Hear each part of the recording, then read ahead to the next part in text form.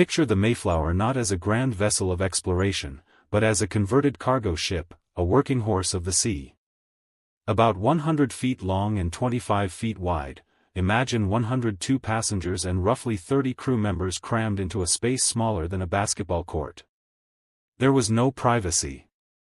The air was thick with the smell of salt, tar, unwashed bodies, and sickness. For 66 days, they endured the howling gales and mountainous waves of the North Atlantic, living in a cold, damp, and constantly shifting world. Their destination was a specific piece of land, the northern part of the Virginia colony, near the mouth of the Hudson River. This was no accident. They had a patent, a legal permission slip, from the Virginia Company to settle there. They had the promise of English law, of familiar governance, in a known, if wild, part of the world. That was the plan. But the plan, as it so often does, began to unravel. A series of storms battered the ship. The main beam of the Mayflower actually cracked, a catastrophic event that could have sent them all to the bottom of the ocean. They managed to repair it with a giant iron screw, but the damage was done, in more ways than one. By the time they sighted land, a low, sandy, unfamiliar curve of coast on the 9th of November, they knew they were lost. The captain, Christopher Jones, calculated their position. They were not at the Hudson. They were far to the north, at a place called Cape Cod. This is where our first secret, our first layer of hidden history, emerges. The official story is simple: storms and navigation errors pushed them off course. And that's certainly part of it. But let's consider the human element. The passengers were not a unified group. There were the saints, the religious separatists we now call the pilgrims, seeking freedom to worship as they pleased. And then there were the strangers, ordinary people, merchants, craftsmen, indentured servants, who signed on for the promise of land and opportunity. Imagine the conversation that must have taken place below decks. The saints, in particular, had reason to be wary. Their entire purpose was to create a new society, free from the control of the English Church. Landing in Virginia meant landing under the authority of the Virginia governor. They would be watched, controlled. Here, at Cape Cod, they were outside any established government. They were in a legal and political vacuum. Was the navigational error entirely accidental? Or was there a quiet, unspoken understanding between Captain Jones and the separatist leaders? Jones, after all, was contracted to deliver them. He knew the risks of continuing south in the autumn weather. The shoals off Cape Cod were notorious, but the coast south of it, with its treacherous sandbars, was arguably more dangerous. Did he simply decide it was too risky to proceed? Or did the whispered arguments of the saints, their desperate hope for a place truly their own, plant a seed in his mind? We will never know for sure. But the decision to anchor right there, at the tip of Cape Cod, was the first great act of rebellion, born of desperation, nature, and perhaps, a conspiracy of hope. They had arrived, but they were now, in the eyes of the law, unauthorized squatters. With the anchor dropped, the immediate euphoria of seeing land quickly curdled into a new, sharper anxiety. They were here. But where, exactly, was here? They looked out at a landscape utterly alien to their English eyes.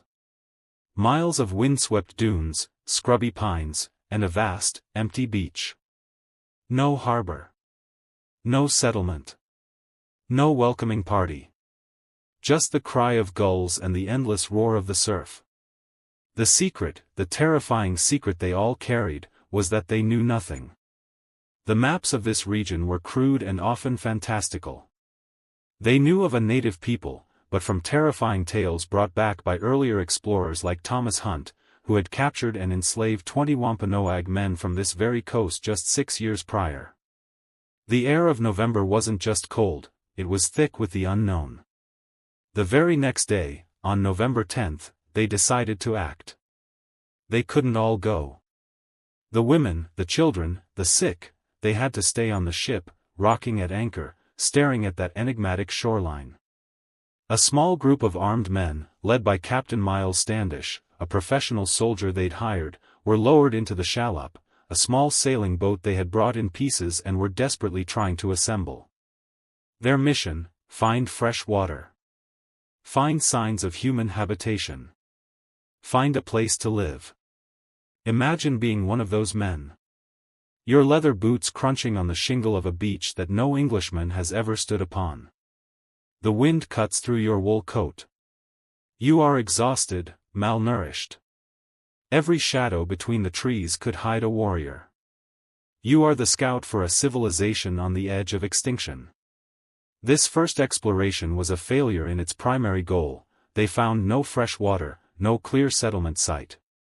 But what they found was perhaps more unnerving.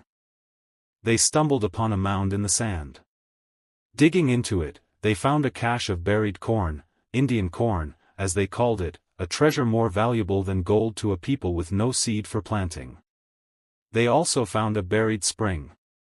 And they found the remains of a European fortification, long abandoned. The signs were a confusing paradox. Evidence of a people who cultivated the land, evidence of a previous European presence, and evidence that someone, or something, had caused it all to be abandoned. They took as much corn as they could carry, promising themselves they would pay the owners back someday. They had to. Their survival depended on it. They returned to the ship, their heads full of more questions than answers. The discovery of the corn, stolen, essentially, and the complete absence of any legal framework created a powder keg on the ship. The strangers, who had signed on to go to Virginia, began to mutter. They were under no obligation to follow the separatist leaders here. One account records them saying that, when they came ashore they would use their own liberty, for none had power to command them. The fragile community was on the verge of fracturing before it even set foot on land. This brings us to one of the most iconic, yet most misunderstood, documents in American history, the Mayflower Compact. We often picture it as a grand declaration of democracy, a blueprint for a new nation. But look closer. Its true purpose was far more immediate and far more pragmatic. It was an emergency measure. It was a desperate pact to prevent chaos. Drafted and signed on November 11, 1620, while they were still anchored in Provincetown Harbor, the compact was a political necessity. 41 of the adult men signed it. In it, they agreed to covenant and combine ourselves together into a civil body politic, for the purpose of enacting just and equal laws, for the general good of the colony.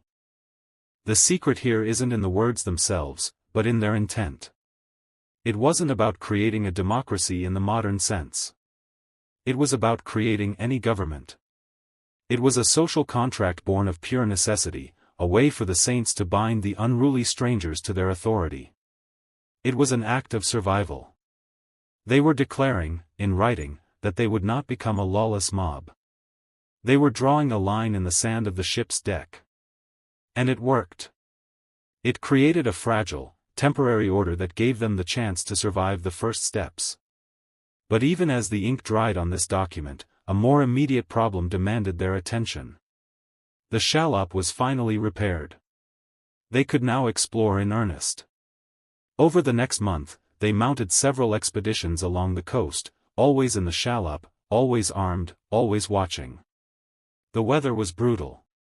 Freezing rain turned to snow. Men waded through icy water and stumbled through unfamiliar woods. Then, in mid-December, they came upon a place that had been described to them by their captured native guide, a man named Squanto, but they hadn't met him yet. They saw it from the water, a great, cleared hill, rising gently from the shore. They saw the remnants of what was clearly a human settlement. But it was empty. Utterly, hauntingly empty. This was Patuxet. They landed and walked among the skeletons of abandoned houses, the frames of which were still standing. They found more storage pits, filled with more corn and dried beans. They found the remains of a European ship's kettle. And they found human bones. Skulls and bones scattered on the ground, unburied. This was the landscape that would become their home. A place abandoned not years ago, but recently. The answer to the mystery was all around them, written in the bones at their feet.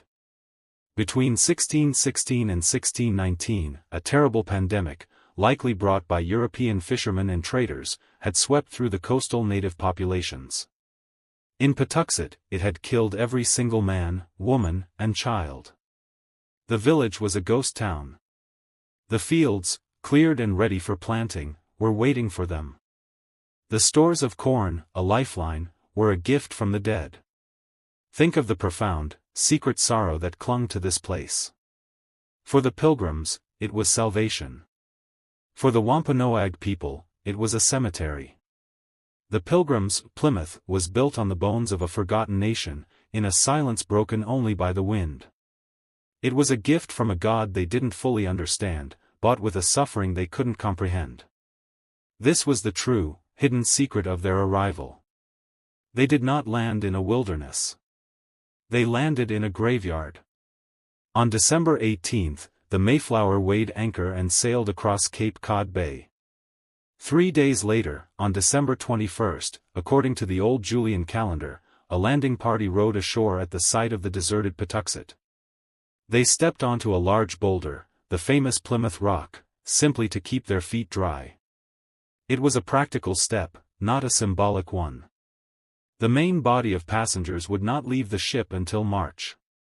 They spent the winter on board, watching as half their number, 44 people, succumbed to disease and starvation, their bodies buried in unmarked graves on the nearby hill, Coles Hill, so the natives wouldn't know how weak they had become. The arrival of the Mayflower was not a beginning. It was an ending. It was the end of a journey, the end of an old life, and the end of the mystery of what lay beyond the horizon. In its place, they found a new, harsher mystery: how to build a future on the bones of the past, in a land that had already been broken. They arrived as frightened strangers, and their first, secret act was not one of celebration, but of survival, grief, and the quiet, desperate hope that the spring would bring not just warmth, but answers. And that, my friends, is the true, hidden story of the day the Mayflower came to rest. Friends, if you are interested in the true history of the United States without embellishment, subscribe to the Empire of Freedom channel. Click on the bell so you don't miss anything.